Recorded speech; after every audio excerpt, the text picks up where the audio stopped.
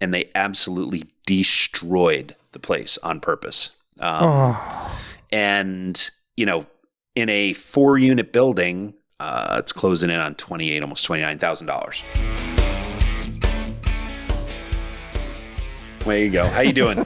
I'm doing well. How are you, Ed? I'm doing well. Hey, welcome to the Business Line. Appreciate you joining us today. My pleasure. Hey, I'm excited. When Matt, our producer, gave me some information about you, told you you're going to be on, and we started talking about you, I was excited because I'm an unapologetically failed real estate investing person. Oh, okay. But I love it, and it's a part of my story. But I want to focus on your story because the wild world of real estate investing and all the great opportunities and things that can happen. I've always wanted to really sit down and talk to someone who's kind of pushed through and made things work. You know, you see things and you read books by people and you see their podcasts and you see their ads or you go to their seminars and all the kind of stuff. Right. I just love talking to people that are real, that are kind of in the thick of it every day. Yeah. So I can't wait to learn about that. But before we get ahead of ourselves, introduce yourself to our audience, and then I want to get to know a little bit about your past and how you got to where you are today. So I actually come from your world. I am what do they call a technology person who isn't an engineer, a technologist, I guess. Yeah. So I'm a sales and marketing. Yeah, right. Story of my life. So I actually spent about 24, almost 25 years in Silicon Valley, slinging software and services for a whole bunch of companies. One or two of them you might have heard, most of them you haven't. And loved a lot of it, loved almost all of it until the last month or two when I was like, all right, brain shutting off. I've got to go do something else. Yeah. And,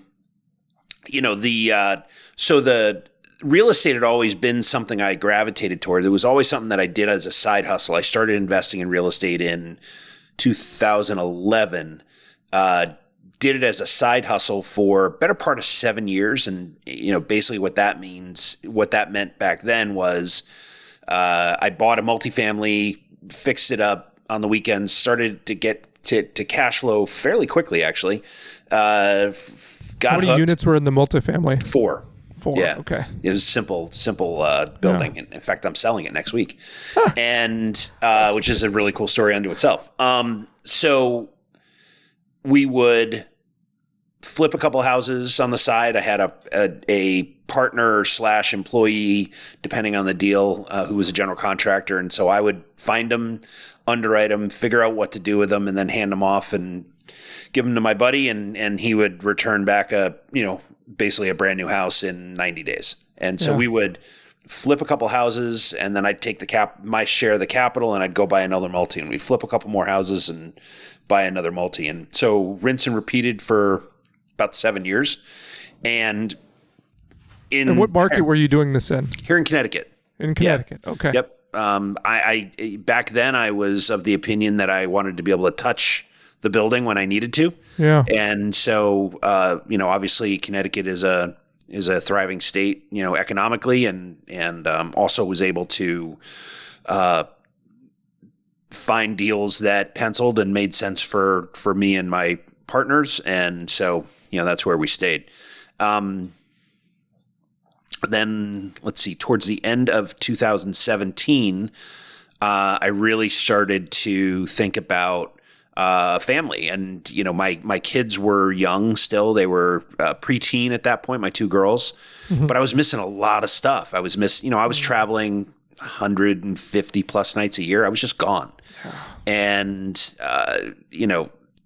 it was exciting. And, I was talking to a friend of mine who's just changed careers and is now traveling for his job. And, I said, business travel wears off about 20 minutes into your first trip. Right. Yeah. The glamour of it all, Yeah. And so what it really started to be was just me missing parent teacher conferences and choral concerts and soccer games and swim meets and, how was your day, and having dinner with the kids and my wife. And so that really started to tug on me, and it always did tug on me, but it really started to tug on me, about that time. And it just happened to coincide that the cash flow from our portfolio basically replaced what I was making in corporate America. So, I walked into virtually, I called him actually, into my boss's office and said, I'm giving you 30 days notice. I'm done. And, it was like the weight of the world coming off of me.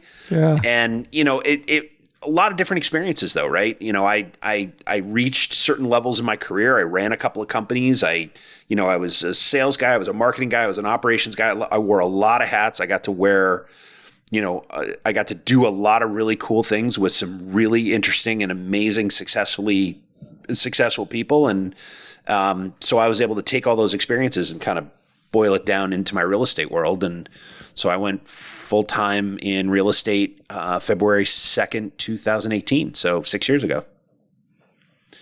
And here we are. Wow. And that's so cool. Yeah. My kids enjoy having dad around, and those kids are now 21 and 16. So we got one successfully launched into college and working on the second one. And my wife still likes me and I still like her, which is always a good thing. And that's plus. And so, that's it's a huge plus, there, right? Yeah. I know a lot of folks that didn't make it because of the travel schedules and all that. So, so I'm a lucky guy, and it's not hard to get out of bed on Monday morning. I can't wait to get to work because it's a blast.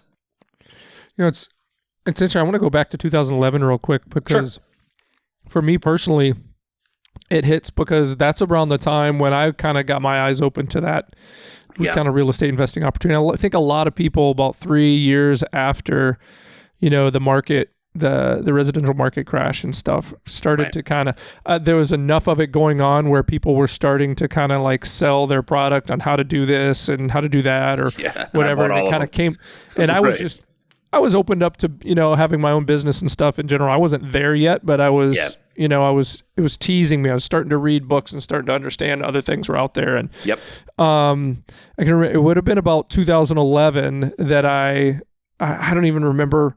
It was a couple books down the chain of kind of personal development and stuff. And I think a Kiyosaki book got in front of me. Yeah. And then, there's the Rich Dad, Poor Dad and Cash Flow Quadrant and stuff like that. And then that's what got me lit. Yep. In the back, I think it was in the back of Cash Flow Quadrant, is the contact information to contact his organization to get the next level of coaching, right? And it's funny because I'd taken a new job about a year before that because I got fired. I was in nonprofit work. I was nonprofit executive, fundraiser, marketer, that kind of stuff. I loved it. Thought I was going to save the world. My rose-colored glasses were shattered pretty quick when politics and board politics and all that kind of stuff started getting in the way. And I'm like, I'm not playing this. I'm not doing this anymore. Right. So I got into IT sales and tech sales and stuff. But I knew I was always kind of like looking for something, right? Yep. And then so I was like, I was commuting 2 hours from home. So I was away from home all week. And I had a young son that I never got to see. And I've got nothing to do after work's done. I'm still at the office. Everybody's gone. I'm working on my craft, trying to figure out how to sell managed services. And in between, I'm reading this other book. And I get to the end of it. Oh, that was amazing. It was a really good book. But now what? So I'm like, oh, that's why they put that there. So I picked up the phone, put my number, and put my name down. They called me the next night. And, they're trying to close me on this coaching program. They're like, get your wife on the phone.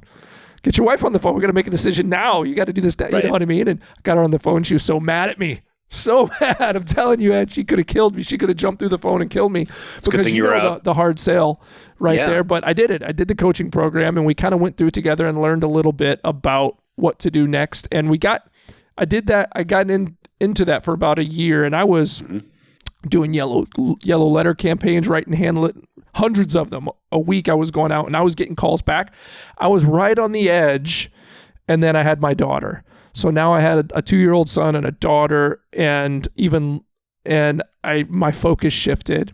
Sure. And I dropped the ball on that. Let that go, but I learned a ton of stuff. I'd gone to some RIA meetings and I'd written a bunch of letters and I'd talked to people who'd call me and like, how'd you get my information? I don't want to sell my house. And then the next person would be like, yeah, come look at my house. I'm thinking to sell it. My dad just died, and that kind of stuff. And so I was so close to kind of taking that step to where you got, because I talked to people about purchasing their property. I talked to people, and I had a person that would call back on the West Coast. It was a successful investor, and he's like, hey, is it going to cash flow? And he was like, he would just slap me in the face with like, this thing is not going to cash flow ever. Don't make a mistake. But anyway, back in 2011, how did you get to the point where you knew you were going to start doing this? So I'm going to take you back a few more years prior to that. So 2008, a close friend of mine gave me Kiyosaki's book, Rich Dad, Poor Dad. And then I'm a voracious reader. I probably read a book every week or two. Were you always like that? Or I was an English major. I'm a reader. I was never a reader. Yeah. Most of it these days are Audible because I'm doing other things when I'm cooking, doing my thing. But so I read Rich Dad, Poor Dad, Cash Flow Quadrant. I blew through all of my roles. I read McElroy's books and the ABCs and Tom Wheelwright's book on accounting, and just consumed as much as I could.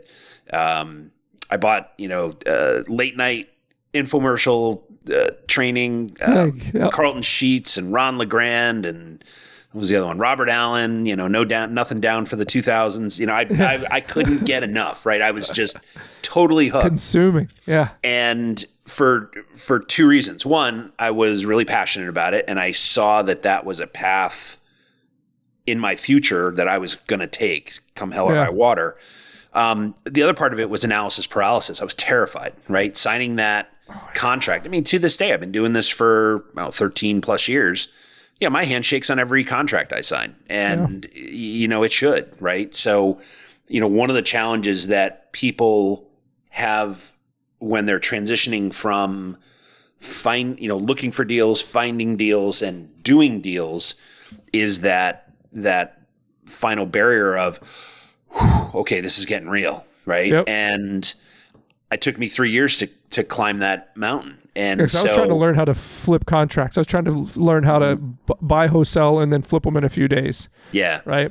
And I was so close. And I don't regret it because I love where I'm at now because I learned a lot in that. Yeah, you learned something about it, right? I mean, at the very least, you learn, marketing and how to deal with people and customer service and all that. But so in 2008, we moved from the Boston area to back to Connecticut. My wife and I are both from here.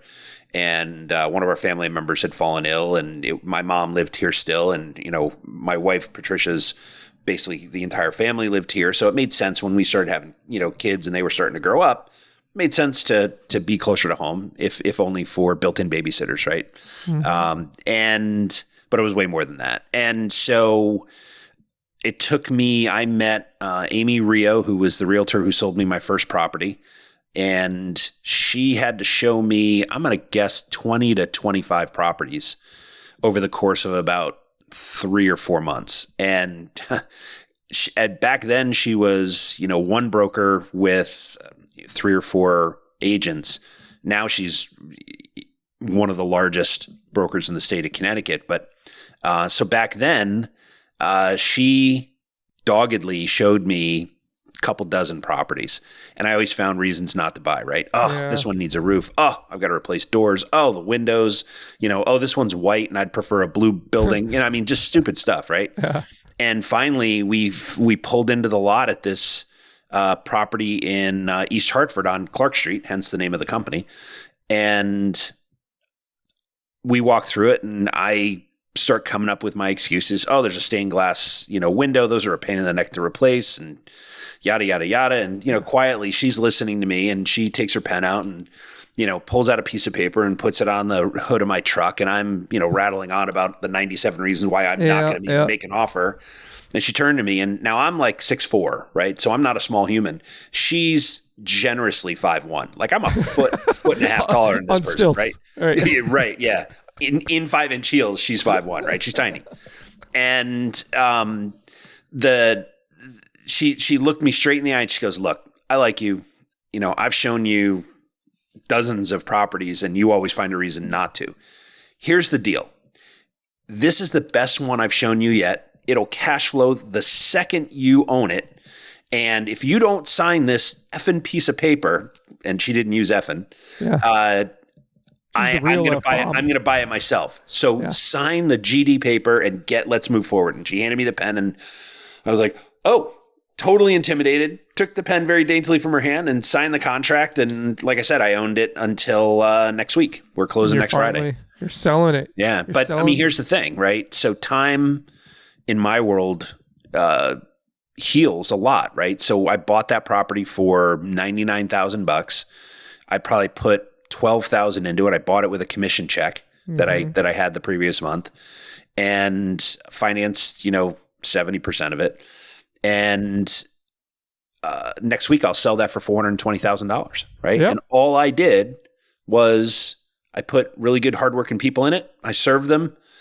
They lived there. They made their families there. When they outgrew the place, they moved out, and we moved new, hardworking people in, and we served them. And along the way, there was a new roof and new doors and new windows and new this and new that. But overall, it cash flowed really well for a really long time, and now it's time to trade up. So it's the here we go. namesake. It's the company namesake. That is cool. It is. Yeah, it's my baby. I'm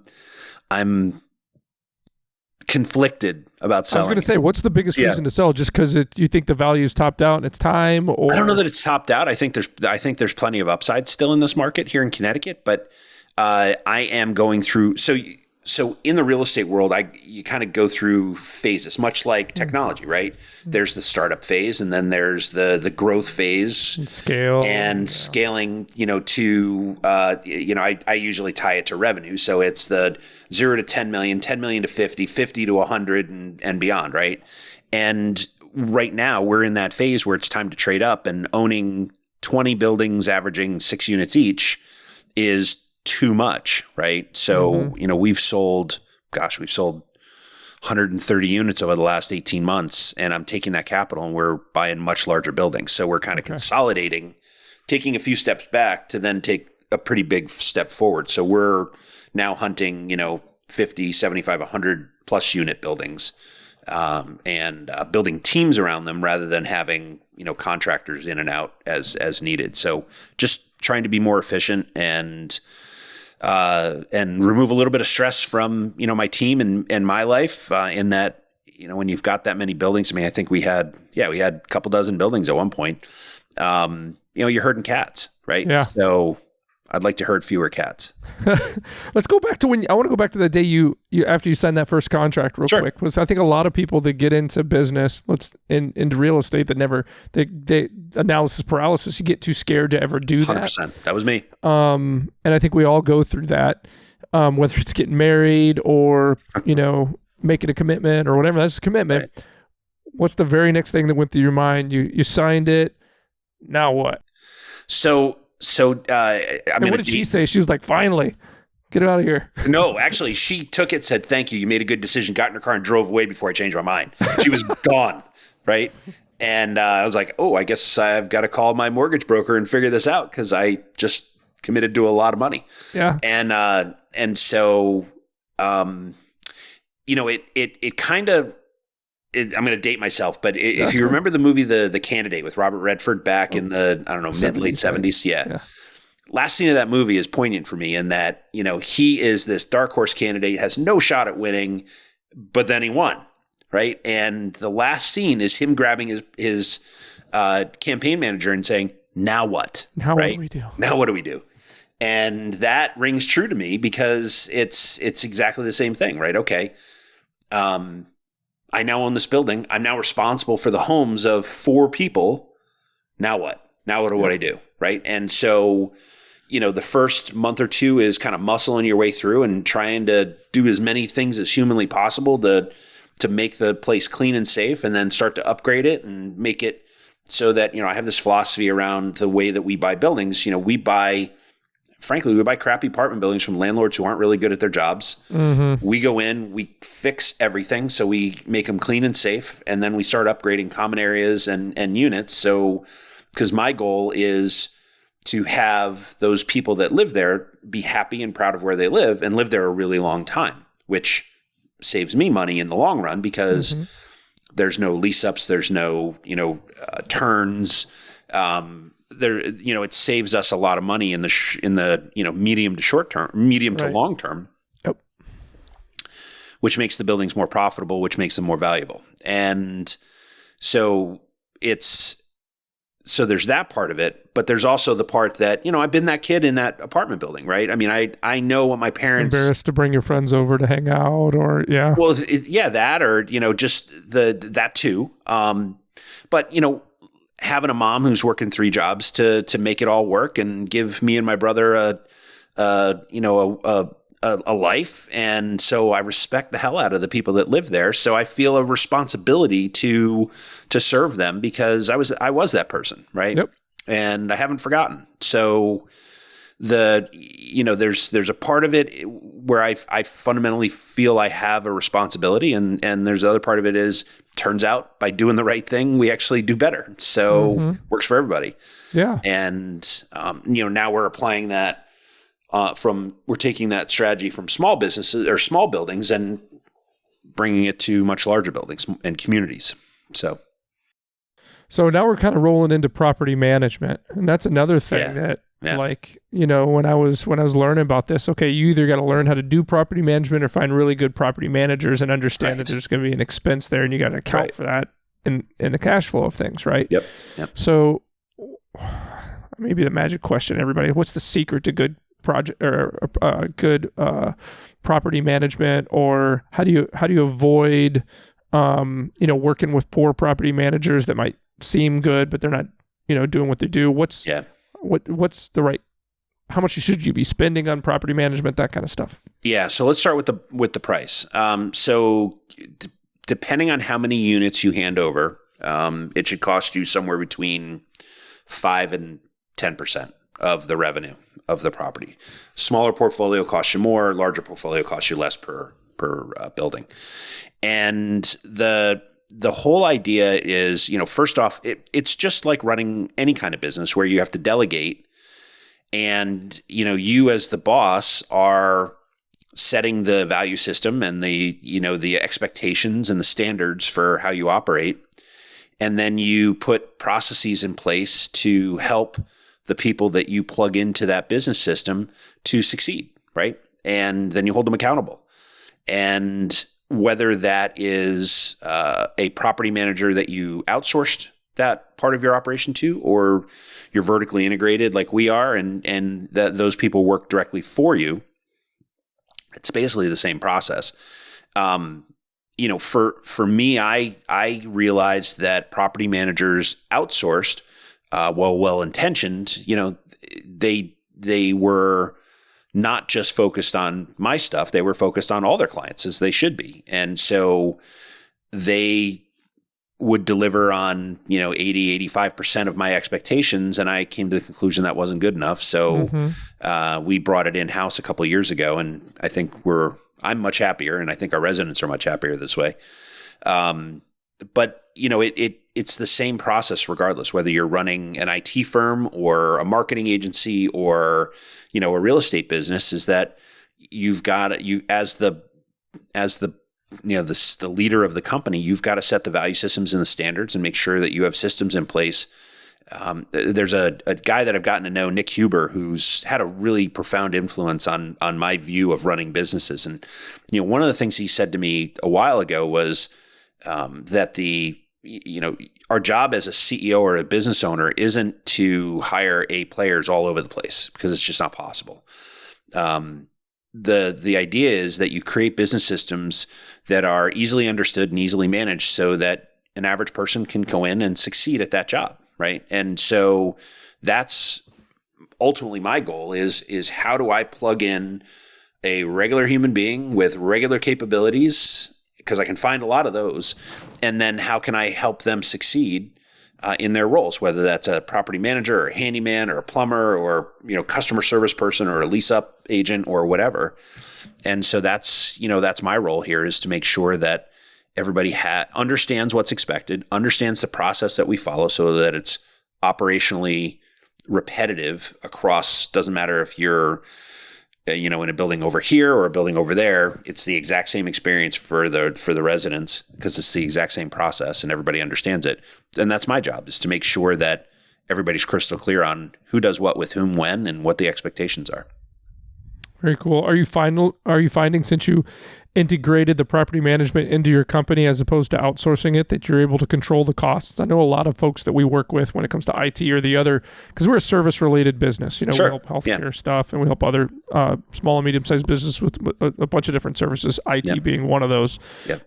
That the biggest reason for us coming in to help with anything is because they're really struggling controlling the overhead and the costs of doing certain things in-house, and or finding, like what you said, the people that can do or that are even willing to show up these days is a big struggle. Like people are, like after 2 hours of working, like I've had enough of this. I'm out of here. I'm not into it today. I'm going home. Right. What? Right. Like, what? What? Yeah. Are you kidding me? Yeah. I mean, the humans, right? I mean, you're dealing with human beings from different experiences, and they grew up with their own value systems, and some are workaholics and some are just regular people who want to do their 9 to 5 and go home and forget about work until tomorrow morning, and others couldn't care less. Right. And so, the way that we look at that is when I'm hiring people, I'm hiring passion players, not paycheck players. We're trying to make a difference. And, as part of coming on to the Clark Street team, you got to buy in. And if you do, awesome. And if you don't, that's cool. I'll help you find a job somewhere else. I know plenty of people. Yeah. It doesn't make you a bad person. It just doesn't make you fit here. And that's okay. As far as cost savings go, in a lot of cases, it costs us more. Sure. And that's okay because we get the result that we want, which actually in the long run makes, improves cash flow and or makes our buildings more valuable. So it's not wasted money. It's just deferred gratification, I guess. Right. Yeah. And I'm okay with that. Yeah, absolutely. So yeah, for sure. Like that's just it. Like it might cost you more now, right? But down the road when you're not losing residents or, as you're gaining more properties and you've got a reputation of being a great place to live and be a part of. That's Absolutely. It, right? Yep. That you hit upon the exact thing. So I know, having been doing this for a while, I know that my next resident for a vacancy that's coming up, wherever that is, lives probably within 1.5 miles of where that building resides. And so that tells me that they're neighborhood hopping, not necessarily town hopping, right? And so part of our job is to make sure that the buildings have a really good reputation and that they have a reputation in that specific community as being well run. And that ranges from, lawns mowed, plowed, driveways are plowed first thing in the morning, flowers out front, making sure that there's curb appeal, making sure that it's well lit and that the siding is clean and that the roof isn't, falling apart and that it looks like it's been well cared for, because it is. We take care of the exteriors of the building because that's kind of our brand in that neighborhood. And then when they walk in and they see the common areas, like, wow, this is actually a really nice building. I've had more than one town inspector who walked into a building that hadn't been there for a couple of years because we bought it in the interim. And, I've had more than one say, wow, I wish everybody did what you do. First thing we do is make it clean and safe. And in parallel, I have 2 teams. I have an MEP team that goes in and looks at all the plumbing, all the electrical, all the HVAC, make sure everything's safe, right? I have another team that goes in and all they do is clean everything up and paint the walls and the trim and refinish the floors and replace the lighting and add emergency lighting and make sure all the fire extinguishers are brand new on every floor. And, that stuff matters, right? Because then the residents realize, oh, new sheriff in town, this guy actually cares, right? And the next layer of that, typically right on the back edge of that, is me knocking on doors or a member of my team knocking on doors. Hi, I'm Ed from Clark Street. We now own the building and, here's what you should expect from us. And we've got a welcome packet that gets hand delivered to every resident that explains to them, rules of the road, right? Here's what we expect of you, which is and here's what you should expect of us. You should expect from us excellent customer service and a clean, safe place where you can be proud to live. What we expect of you is pay your rent. Mm-hmm. End of list, right? And simple. And, we find that when we do it and do it right, and it took us a while to get it right, people tend to take really good care of the buildings. They pay their rent on time. They give us good references, which helps us fill vacancies. They stay a really long time. On average, I think the average residency last I checked probably a year ago in the state of Connecticut was like 17, 18 months, which means a lot of people move in a lot. Mm-hmm. And, and our average is like 4.1 years. So, we're better than doubling. We're better than doubling the averages, which, like we were saying earlier, that's one less lease up. That's one less turn I've got to do.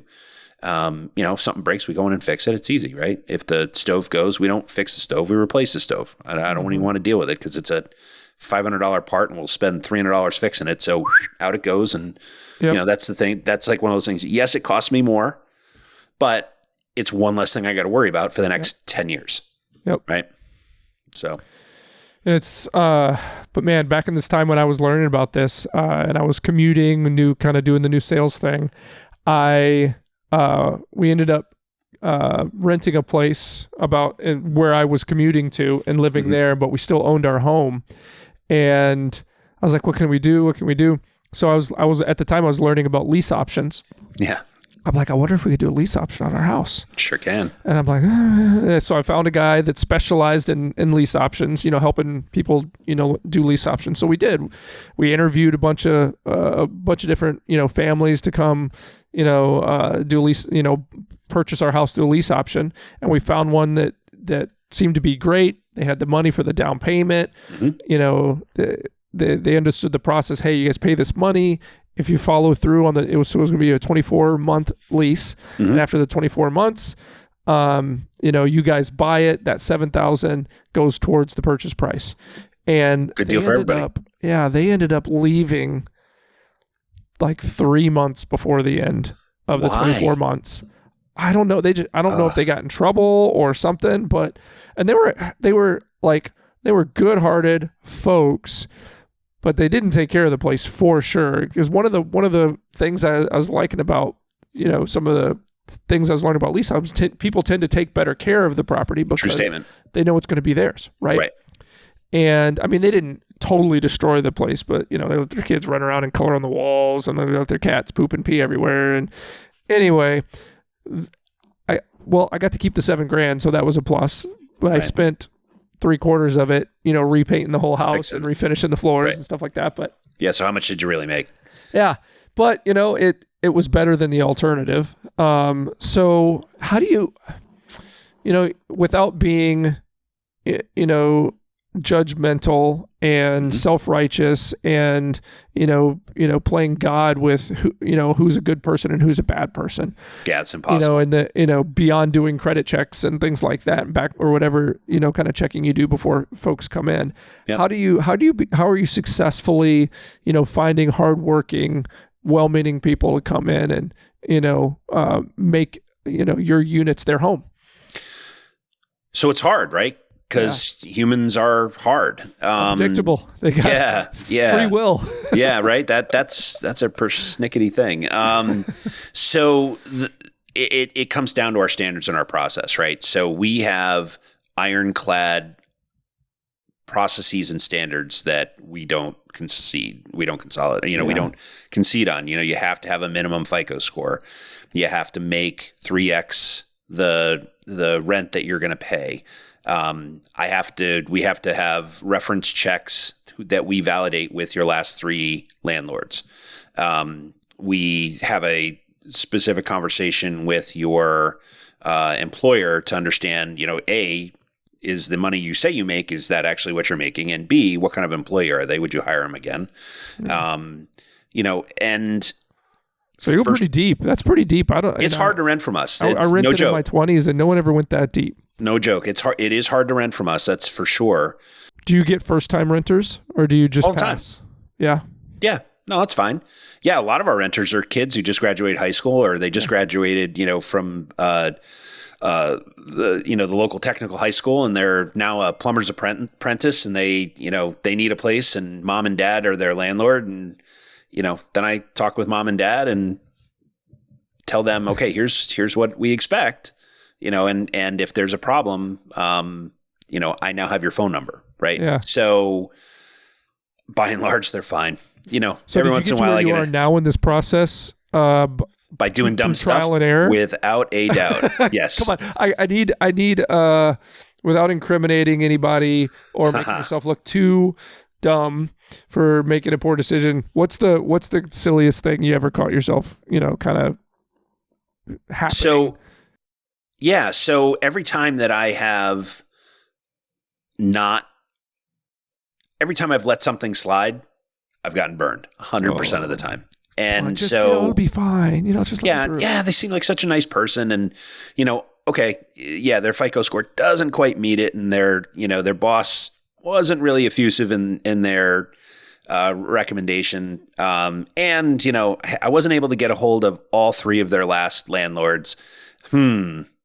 Yeah, I like the guy. Let's do it anyway. I got to get this unit filled. Yeah, that has blown up on me almost without exception. And so, it was kind of like as I was going through the transition from Clark Street being a side hustle to Clark Street actually being a business, I had a bunch of people, colleagues and friends within my corporate world were like, hey, we want to invest with you. And I was like, yeah, it's a side hustle. It's actually not a business right now. Let me go break stuff. Let me go screw stuff up. Let me learn how to fix it. And then once I get it to the point where it's actually a business where I can take a day off and it still runs without me, then I'll start to raise capital and all that. And in that process, all the stuff I broke was, poor management, right? It's, letting somebody slide. It's allowing a resident to have a pet that turns out wasn't a very nice pet. So I also interview dogs. As a matter of fact, I'm a huge dog person. I love dogs. And most of them love me, so I can usually tell. Yeah. I'm one of those. Dogs are good judges of character. They are, and I'm one of those people that gets down, on my crisscross applesauce and sit and actually, play with the dog. I get down on their level. And yeah, you can tell immediately, right? Yeah. So, but I've had certain situations, and we had one, a few years ago where I walked in and they asked for a cat, and we agreed. And I walked in and there was a pit bull. I was like, "That's a big cat," and let it slide. And then we came back like a couple weeks later. A member of my team was there, and he's like, "Yeah, I don't think they're taking good care of that dog." And I was like, "Why? What's going on?" And I was there that afternoon, and I walk into the kitchen and they have it chained to the radiator. What? And I was like, all right, two things are going to happen right now. First off, take that dog off the radiator because it's really dangerous because that's gas. And if he breaks it, this whole place is going up. So stop. And two, I'm reporting you animal control because you're abusing this dog. Yeah. And they were not happy. Turns out they didn't renew their lease, which was coming up about a month or two after that. And they absolutely destroyed the place on purpose. And, in a 4-unit building, it was a Clark Street actually. They probably did. So for me to completely renovate a 2-bed, 1-bath apartment probably cost me somewhere between $18,000 and $20,000, right? So brand new kitchens, brand new bathrooms. They did about $10,000 worth of damage. And then I had to rehab the place as well. So I've spent it's closing in on almost $29,000 to get that place. I mean, they just go after it with hammers and or what did they do? The place smelled like somebody died in it, and I couldn't find the body, so I assumed that it was feces, and I think they spread it all over the floors, and so I had to rip up all the floors and replace them because I couldn't get the smell out. Same thing goes for the walls. Basically gutted the place right down to the studs and started over. And so, their $1,200 security deposit, which they did not get back, basically was enough to pay for the gas money that my contractors needed to get back and forth. I was going to say for about a month while we redid the place. Yeah, it was bad. Wow. So, and that was a result of you kind of me letting somebody slide. Yeah. Yep. I think in that case, it was that was in the transition from when we were outsourcing our property management, and the property manager talked me into, relenting on some of our standards, and I regret it. So yeah, not good. So you hold fast to them now. Forever. Yes. Yeah. Never again. Yeah. And it can, to some that can seem, well, that's really cold-hearted. What if someone comes in and they're just below that standard and they have a real need? Well, there's other ways to approach that, I suppose, too, right? It's just not going to be a fit for you. So from a fair housing perspective, I have to treat everybody the same, right? So there's a legality there. So we do, right?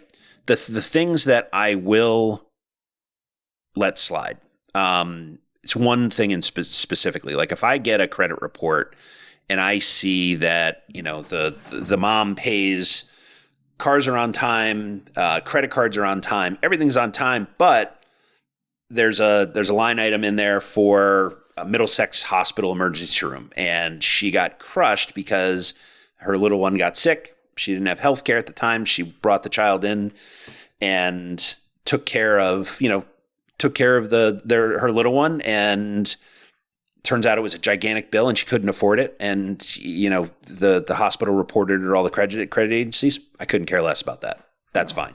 I'm never going to crush her for that. So if that 620 FICO score that I need turns out to be a 510 because Middlesex reported it at all three credit reporting agencies, that doesn't matter to me. That's fine. We're good.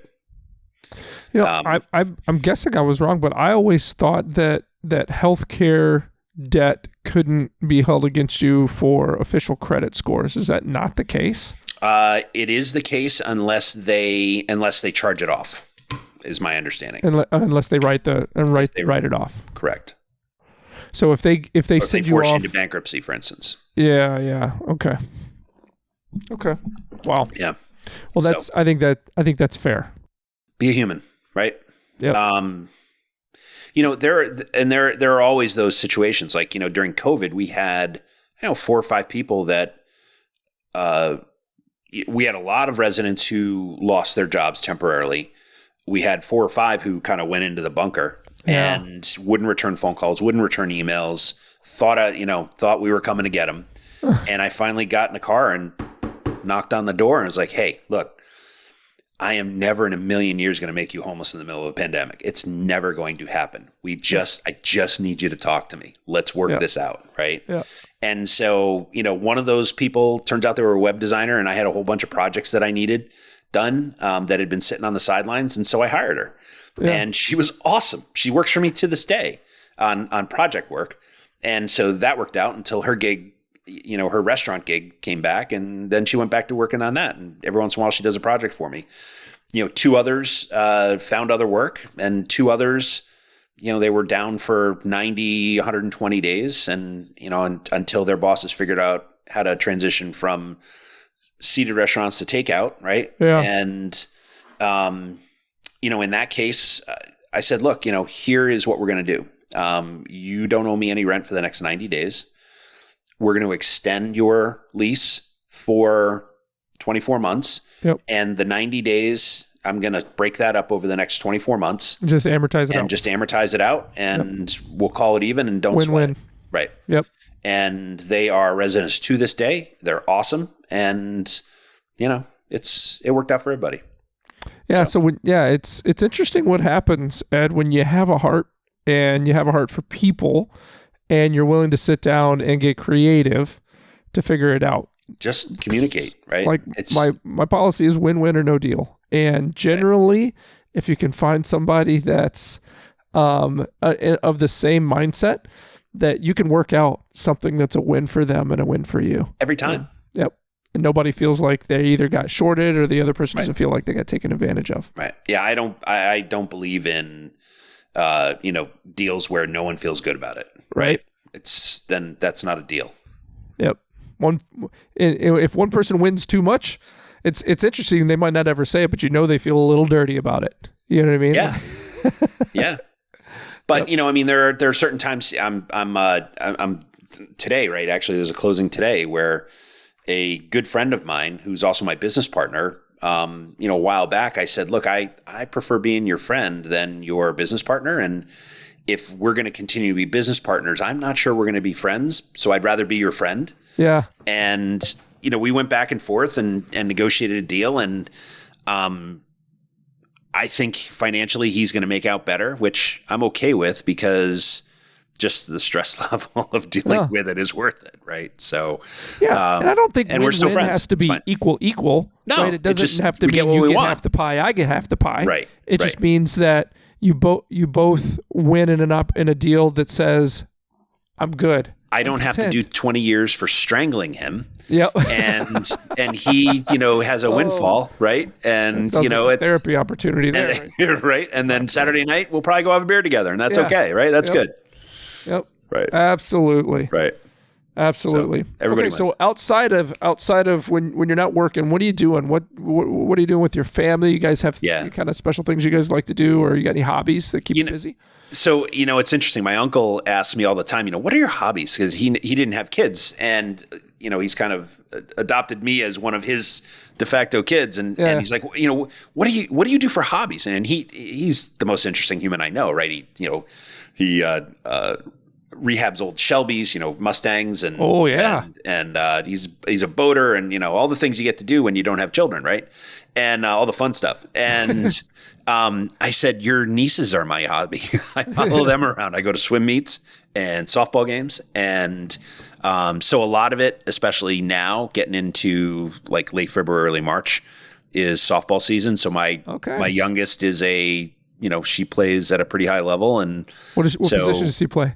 In high school, she plays shortstop, and in travel ball, she plays outfield. And she's going into college, right? That's her plan. That's her dream. Does she know where she's going yet? No, she's only a sophomore. Do you know where you want her to go? I want her to go someplace she's happy, because that's the right answer, Dad. Yeah. Well, the thing is that I have a life experience there, right? In that I went to college thinking I was going to play baseball. I was what do they call that? Preferred walk-on or whatever, which meant that I was good enough to be allowed on the field, but not good enough to earn a scholarship out of high school. Yeah. And I got hurt like the week before college fall ball started, and I was done. That was it. Yeah. Game over, right? But I loved the school, and I was there because I loved the school. And so I graduated from that school. Yeah. And so, the advice that Maggie's travel group had always said was, go to a school you love and then play softball, right? And I wholeheartedly agree with that. If the softball doesn't work out, you're somewhere you love. Yeah, because, the thing is that a 4-year scholarship is not a 4-year scholarship. It's 4 one-year scholarships. Yeah.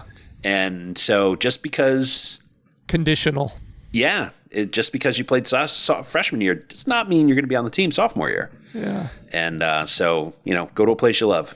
So that's what I want. So what's her favorite school? I don't know. She's got a list of 30 that she wants to, and I was like, all right, well, good luck with that. And so, what about this one? Yeah. What about this one? Yeah. I mean, there's nothing like a shotgun approach, I suppose. Just at some point there, see what sticks. Right. So I think this year is kind of the year where you start to gain a little bit of insight into which types of programs are interested. It's still really. Well, this is the recruiting year, because junior year is when it really starts. September of junior year is when it really starts in earnest. So it's this spring season and this summer season where she catches an eye or doesn't, right? Yeah.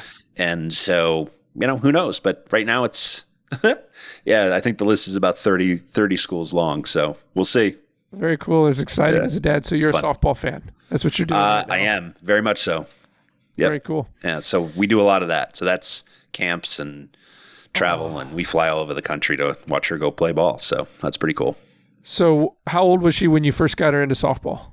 Ooh, she got herself in. She come home, say, Dad, I want to play ball. Yes. So, well, it was more than that. It was, as a 2-year-old, I'd toss her a ball just playing, and she'd fire it back at me like Nolan Ryan. I'm like, oh, that kid's and you're like guarding yourself. You're like, hey. Yeah, it actually hurt, right? Whoa. Yeah, hey. Cool it, Tiger. You're at a 12, and I need you at an 8, kid. We're inside, right? And she gravitated for it. Her older sister played, but I remember vividly the first practice. We were leaving the first practice, And I hear this little voice, she was like 6, asking, which one of you signed me up for this? I was like, oh boy. Turns out she liked swimming more, so she became a swimmer. But in that interim, Mag kind of fell in love with following Big Sister around on the softball field and fell in love with the game. And, she's pretty good. So we'll see. That's awesome. Yeah. Baseball was the first game I played as a kid. And my oldest, my son, who's 13, today, we're recording this on his birthday. So a week from now, this will come out. So happy week after your birthday, Declan. Happy birthday, Declan. He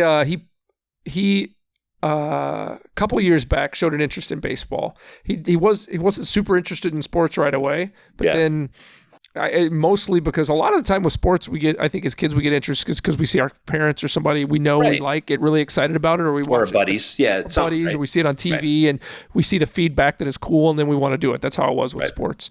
Yep. And with him, he was just not into all that kind of stuff, so he never saw that. And I was so busy with work and things, he never saw me sitting down watching baseball, getting really excited, or basketball or football.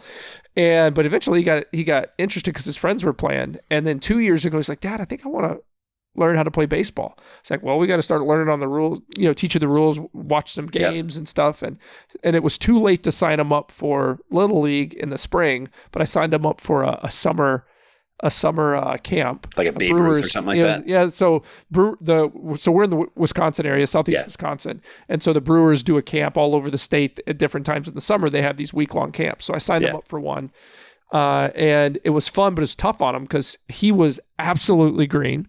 Right. I worked on him leading up to it so he could throw and catch relatively well, but not near as good as these other kiddos that had. Right. They've been playing for 4 or 5 years, right? And he was in that 11, 12-year-old bracket, so I had some bigger kids.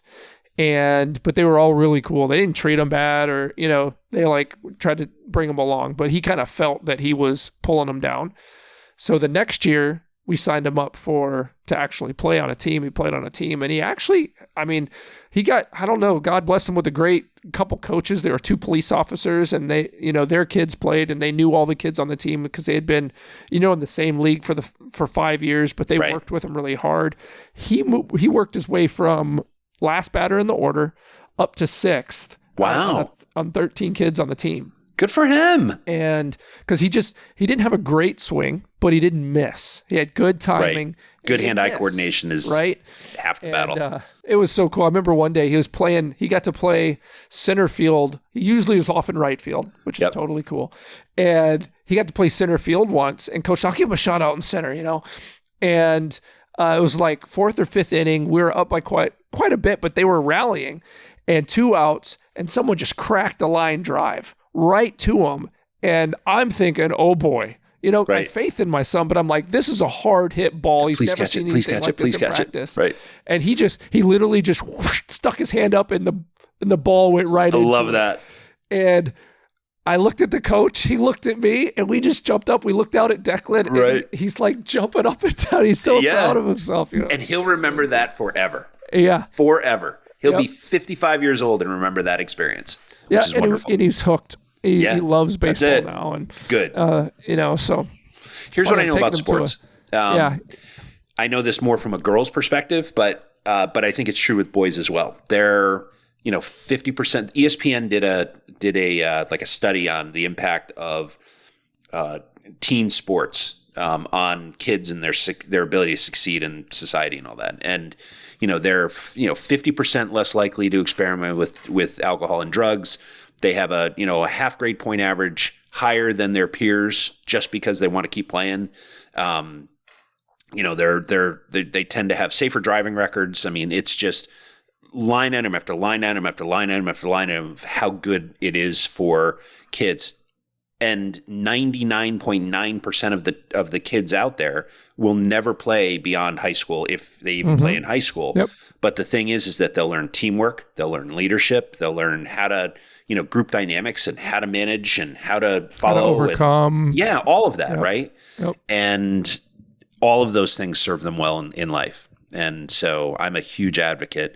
With girls, it comes down to, things like body image and confidence and, the ability to advocate for themselves and things like that. And it's true. Yep. Yeah, I mean, I look back on, whether it was Little League when I was young or then playing football and then playing basketball in high school and being terrible at it, but played anyway, and running track. It was track and football for me, and baseball in high school. Didn't have a team. We had a legion team that I played a little bit on, but more in middle school and baseball. But there's so much that you learn, and you don't even, because you're having fun, or when you're losing, you're not having fun, but then you got to come back and play some more. Like, there's things that translate to life that, and the one sad thing about it is that a lot of times with sports, especially in high school, is it becomes, and I've noticed this outside looking in now as an adult, kind of seeing our local, in a medium-sized town with a bigger school. I grew up in a really small town with a small school, that there's this dynamic of they start really young and they put them on, kids join leagues, and then they cherry pick the best ones and put them on these special leagues. Yep. They call them, in our town in Manitowoc, they call them juniorships. Probably great programs, hardworking people that put a lot of time, energy, effort, investing into these kids. But so you take people at a very young age that show, aptitude, and you pour into them because you think they're going to be the best outcome in the end. Right. When that's not always the case, especially in sports. It's the one that have to work super hard for long years that end up overcoming the ones that have some natural talent. Right. And I see a lot of kids, they turn it off, and they're just that's like, you know what? I don't get to play anyway, or I just get to sit and watch, or I'm just, they think I'm a scrub. So, or I didn't get picked for the good team. So I guess I'm just going to go play Fortnite now. Yeah. And it's, and that's like a shame, right? The hell's paved with good intentions, right? The intention is good on why they want to do it, but it doesn't always, reap the best outcomes. And, it's interesting. Like, my brother, who's like 3 years younger than I am, is twice the athlete I ever was, but I worked my butt off. And, we both got to a certain point, and, if he just wasn't into it, he's like, yeah, I'm done. Like, he picked up a tennis racket, and within a year he was, one of the better players in the area. And then after that, he was even better and got crazy and, tossed him a basketball and, was absolutely ridiculous on a basketball court. And, me, I'm the guy who, trying really hard, and he would have been that kid, right? He was an obvious, he's 6'8", he's built like he's built like Rob Gronkowski. I mean, he's just a gigantic athletic human being. And you look at him, you look at me, he's by far the better athlete. But, I worked my butt off and got to a certain point till the point where I couldn't play anymore. But, when you're picking those kids at 6, 7, 8 years old, you will 100% of the time miss one or two of those kids. Yeah. I mean, the obvious ones are easy to spot. There was a kid, very good friends of ours, but she was, 2 inches taller, a stride faster, understood the geometry of any game she played better than anybody else on the field at 7. Division I player, potentially a professional player, she's a basketball player. She's now 6'2" and can jump out of the gym. And as soon as her feet hit the ground, she can hit the jump shot. And she's tough as nails. And she's 16 years old. And I'm pretty sure if I got on a court with her, she'd hand me my head. And so those kids are easy to spot, right? But it's the kid who's 5'4" at the same, at an 8th grade, and they've already been pushed to the side. But turns out that 5'4" kid grows 10 inches, and now he's 6'2" as a freshman, right? And that point guard is actually still a point guard, but now he's 6'2", and he's not done growing, right? Yep. I played high school ball with a kid. I didn't play on the same team with him, but he played at our local rival. You may remember, he was a Buck, Vinny Baker. Yeah, Vin Baker, for sure. Vin Baker grew up in Old Saybrook, Connecticut. Okay. Great kid. when I played against him, so I'm like in high school, I was probably 6'2", 6'3". He might've been 6'4", 6'5", right? Okay. And he was good, but the kid that I think he was a year younger than I am. So the kid that played for Old Saybrook was really good, like all conference. I mean, he was a really good player. Goes to Hartford and grows, 6 inches. So the next time I graduated from high school, I went off to my school. He went to UHart, I think. Next time I saw him, he was getting drafted. And he was 6'11", and he was gigantic, and and he was pretty damn good. And you would have missed that kid. And he was special, right?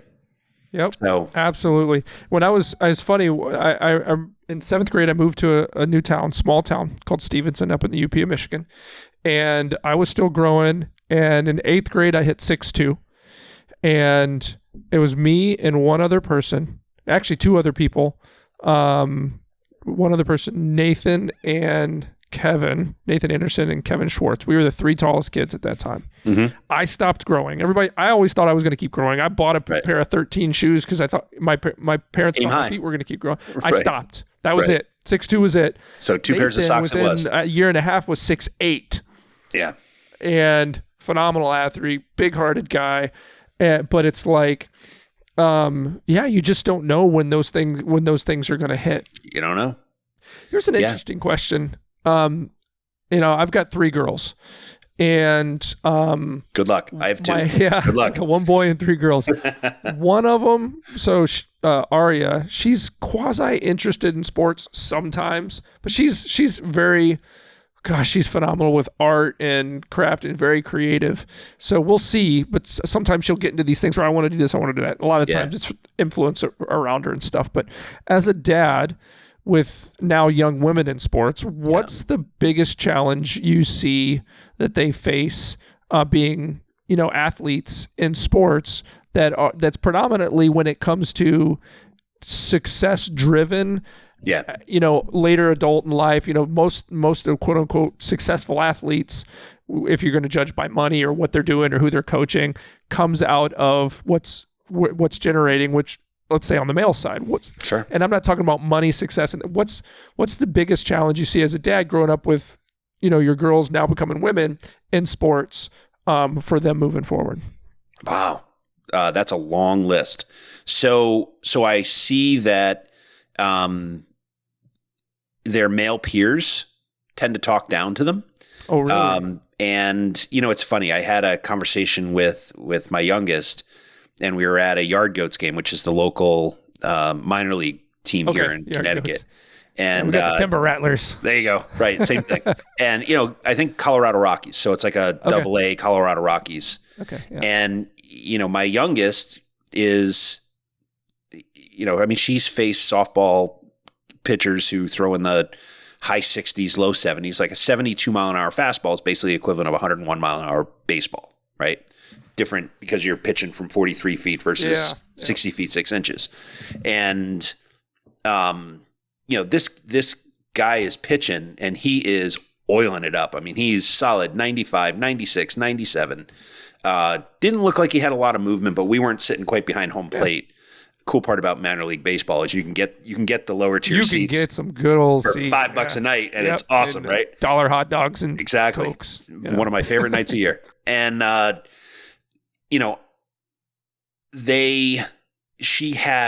had high school baseball players who were like, you couldn't hang with us. Yeah. And I was like, you should go hit with them. Like, cause I know for a fact she could hit with them. Mm-hmm. And I know that because we would go to the batting cages and she would be, in the softball cage, and it's like a thunderclap when she makes contact. And pretty soon all the baseball players, their dads stop paying attention to what they're doing. And, a few of them start paying attention to what Mag's doing. Right. And I was like, so we were at this Yard Goats game. I'm like, could you hit him? She goes, probably. And I'm like, the fact that that's a professional athlete, right? Yeah. And just the fact that she had that confidence, there was a little humility there and a little bit of doubt, and that's healthy, right? Because at that point she was a freshman in high school, but she had just had a really good spring season and summer season. So she had every reason to think she could do it. Yeah. And so I brought her to the batting cage, put her in the baseball batting cage, and threw 95-mile-an-hour fastballs at her. The machine, not me. Yep. And, she did okay. Yeah. Like, oh, okay, so you can hit that kid. How about that? If you've got in baseball, that's what I love about it. It's so fundamental and principle driven. If you can get the fundamentals down, you can do the little things right.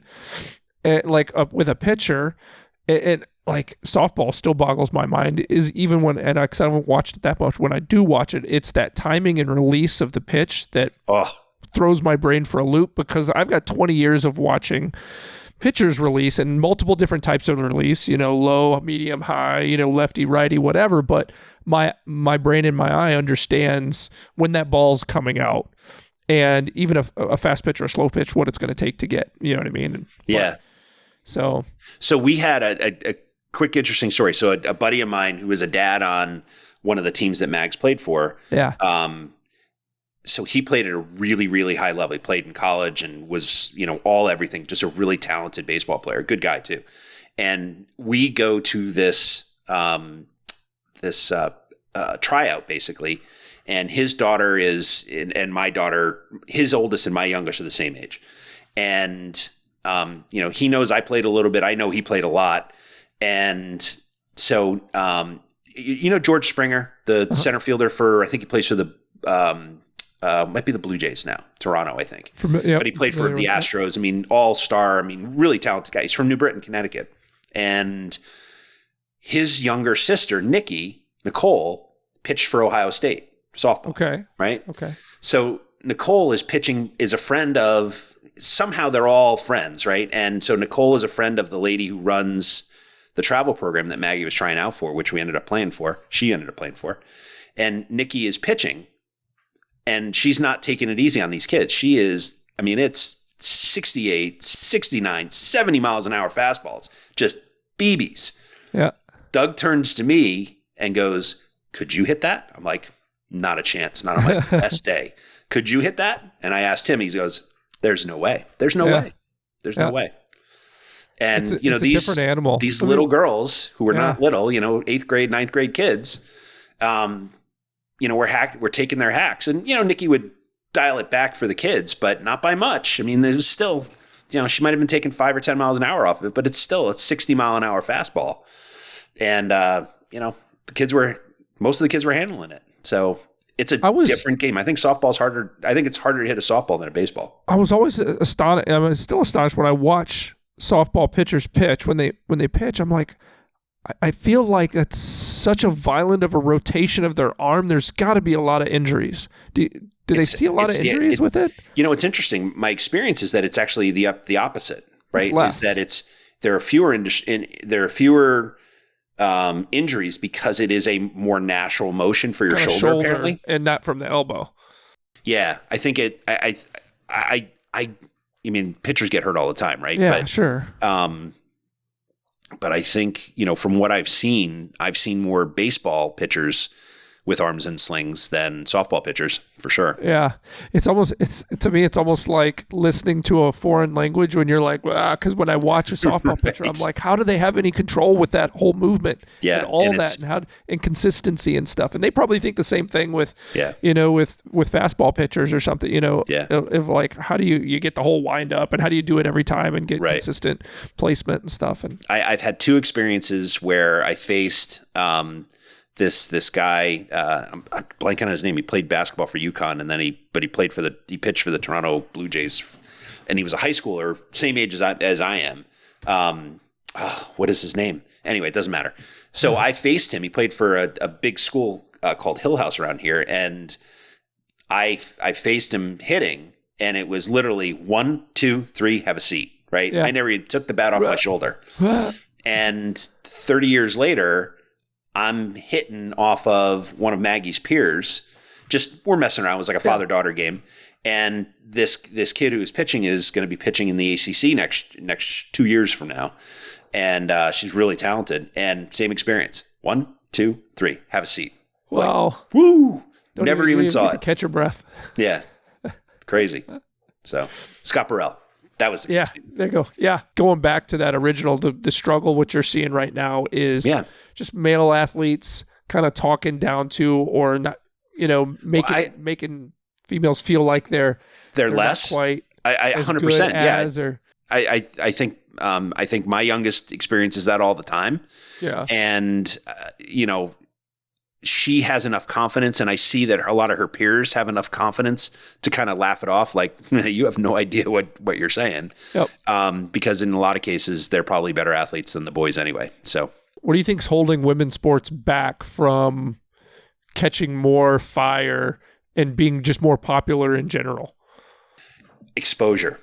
I think that it's nice to see over the last couple of years, women's basketball, for instance. I'm a basketball junkie, right? 5 years ago, I never would have heard of Caitlin Clark. Yeah. Now she's must see TV. Like, I am making sure that when Paige Bucher's playing, or at UConn, or Caitlin Clark's playing at Iowa, that I'm paying attention to it, because they're ridiculous. And I think that giving more exposure to women's athletics is the way to light that fire. Because then you start to realize, I saw an interview with Sue Bird, who's a all everything basketball player for UConn. She played for Seattle, a couple MVPs. I think she won a few titles, world titles with Seattle. And, she was saying that, you think you can play with me and you can't, right?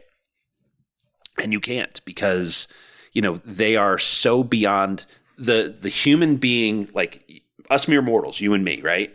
There's you and me, and then there are genetic freaks that are professional athletes. Male, female, doesn't matter, right? It's not an incremental difference. It is a quantum leap in terms of how they see the game, how they understand strategy, the physical aspects of the game that they are, that they can tune their bodies to. That, I always laugh at, the guys that get so upset about, geez, I could do that. No, you couldn't. Not on your best day. And, because even my experience going to school, I was on that field for, healthy. I was on that field for a week, right? Yeah. And 30 seconds into the first practice, I knew I didn't belong. Like, yeah. These guys are, I'm not built like them. Yeah. And so it's obvious. And male or female, I think you start to appreciate excellence. And, the fact is that one of the ways to get people to pay attention so that they have the same opportunities is to just let them play and play on a big stage, right? I was reading an article today, actually this morning, of the top 100 paid athletes in the world. Not one of them is a woman, which is ridiculous. You think about the Mia Hamms and the Sue Birds and, all those World Cup soccer players and all those WNBA players and all those professional softball players and track athletes. And, could you run with a woman who does the 100 meters? Pick your sport. Not a chance. There's not a chance. Not a chance. I raced my oldest daughter when I was a little haughty. I was like, we'll do up and back in the pool. It's 50 meters, right? Mm-hmm.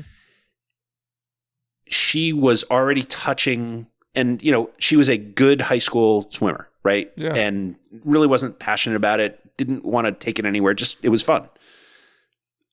I hadn't got halfway down the first lap when she had already touched and was coming back, and she patted my head as she went by me. Yeah. On her way to finishing the lap, and I'm like, I thought my lungs were going to explode. And I was going as hard as I could, and it wasn't even close. Right. Yeah. Athletes are built different. They're different. Yeah. It's interesting. You brought up a good point with, a point, it's like for better, for worse, for good or bad, the reality of, and I think it's good. I think sports done right are the ultimate meritocracy. It's you put in the work, there's always some talent.